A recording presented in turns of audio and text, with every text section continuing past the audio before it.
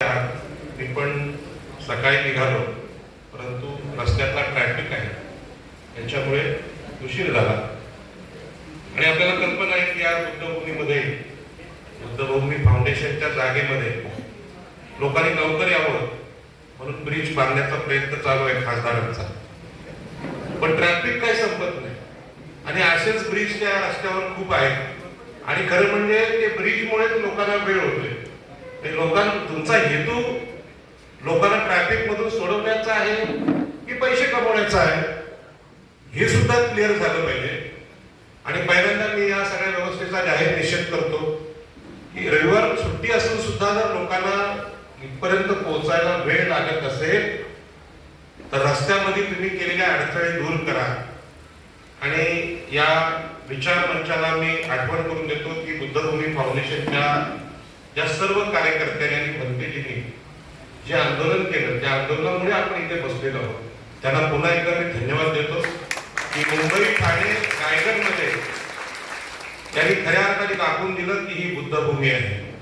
आणि बुद्धभूमी आहे म्हणून कल्याण नगरी जी आहे ती 2-2.5 वर्षापूर्वी कशी होती याची आठवण इथल्या खासदारांना मी करून देतो की कल्याण शहर किंवा कल्याण बंदर हे जागतिक दर्जाचं बंदर होतं आणि लोक समुद्र मार्गे यायचे. आता तुम्ही खाड्यांना केलीत गटार आणि जे रस्ते आहेत त्याच्यावर असं बांधकाम केलं की माणूस चालू शकणार.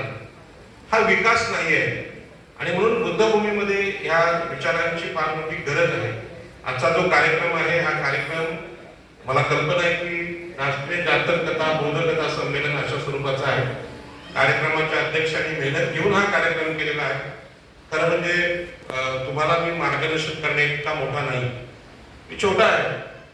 परंतु आज रविवारी ज्या पद्धतीने आपला सगळा समाज झोपलेला आहे आणि तुम्ही सगळेजण येऊन एवढं शांतपणे सगळं ऐकताय. आमचे सगळे मार्गदर्शक इथे आहेत, जगताप सर आहेत, पाठीमागे आमचे दुसरे सर आहेत, विचारमंचावर DM कांबळे आहेत. त्यांचे पुस्तकं आणि साहित्य वाचून आम्ही नेहमी चर्चेतून येत असतो. बंधू आणि भगिनींनो, प्रश्न असा आहे की या कार्यक्रमात मी तुम्हाला अजिबात त्रास देऊ इच्छित नाही किंवा जास्त वेळ घेऊ इच्छित नाही.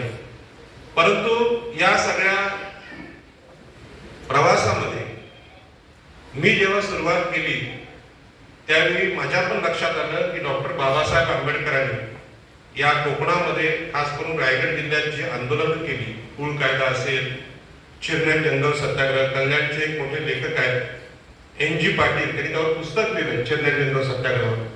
आणि त्यामध्ये आपली माणसं मारली गेली होती किंवा आपल्या लोकांनी पण समोरच्याला मारलं होतं. त्यावेळी त्यांनी जी बाजू मांडली बाबासाहेबांनी ती अप्रतिम आहे. आणि 14 तळ्याचं आंदोलन असेल, या सगळ्या आंदोलनात आमचे आगरी कोळी भंडारी लोक बाबासाहेबांच्या बरोबर होते आणि बाबासाहेबांच्या मुळे त्यांना जमीन, पाणी, जंगल यांच्या